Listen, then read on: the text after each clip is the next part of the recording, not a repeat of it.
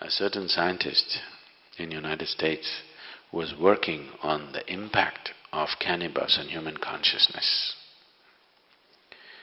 For almost 18 years, the United States government gave him 30 kgs of marijuana per year to experiment.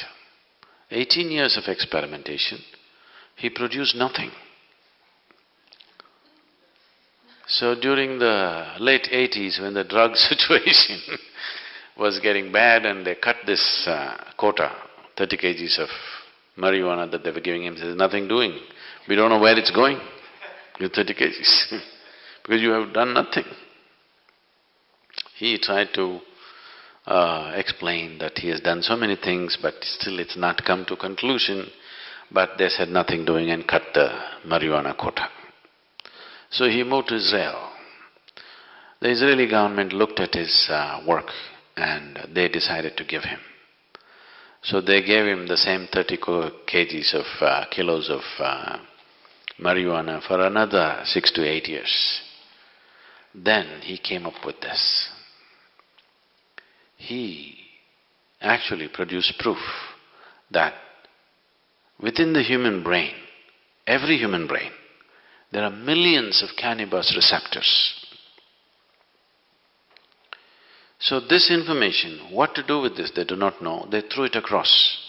They gave it to the anthropologists, they gave it to the physiologists, they gave it to the neurologists, they gave it to all kinds of people.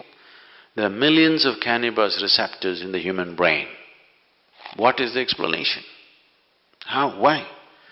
So anthropologists said maybe at some point in history, maybe everybody was doping. Which cannot be because in many parts of the world it doesn't even grow. So various kinds of explanations came, nothing sensible came out of it. Then the neurologists, after about 2.5 years of looking into this in various levels, they said, when human being is in a certain state of experience, the human system itself produces the necessary chemicals for which it is waiting. So, these millions of cannabis receptors are waiting for you to produce it. Those who could not produce it, they try to put it from outside and damage the system. Look at me, I'm always blissed out. Look into my eyes and see I'm stoned. Never been on a substance, but always stoned. Because the very system does this. So, in India there's been enormous, in the yogic systems, there's enormous focus on the pineal gland, you know? You know the pineal gland? For a long time, the modern medicine almost ignored it. They said, there are so many things in this body which we are not bothered about, it's because it's not concerned about day-to-day health situations. Today, the maximum that they have come to is, they are beginning to say the secretions of the pineal gland, if they are on, if they are active, there will be no mood swings in you. That's not the point. There is a whole system of yoga to activate the pineal gland. If you activate this and if it generates sufficient amount of secretion, you will be ecstatic every moment of your life. Simply every cell in your body will be bursting all the time. Now when you're like this, if you eat, if you don't eat, if you sleep, if you don't sleep, nothing matters because you're blissed out. In this state, everything is effortless. Just doesn't matter.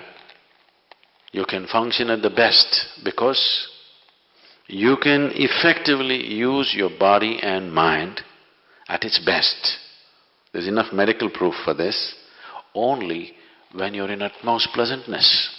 Otherwise you cannot use your body, you cannot use your mind to its fullest. Both this body and this mind will… you can explore the full potential of what it is only when you are in a sustained level of pleasantness within you. Otherwise you are a damn issue by yourself. All the time you are an issue by yourself. It doesn't work. So, whatever the effort that human being is making, Whether he goes to the temple, goes to the bar, wants to go to heaven, this is the whole effort, isn't it? Isn't this the whole effort? He wants something larger than what is happening now to happen to him. Isn't it so? Isn't that the reason why he is drinking, why he is praying, why he is drugging, and why he thinks he wants to go to heaven? He wants something more to happen, isn't it? Look at this simply. Something more will happen only if your perception is enhanced, not otherwise. Is that so? So the whole system of yoga is only focused towards enhancing your perception. If your perception is enhanced, something more, you don't have to look for it. It is happening in such proportions, you have to learn to handle it. Big things will happen.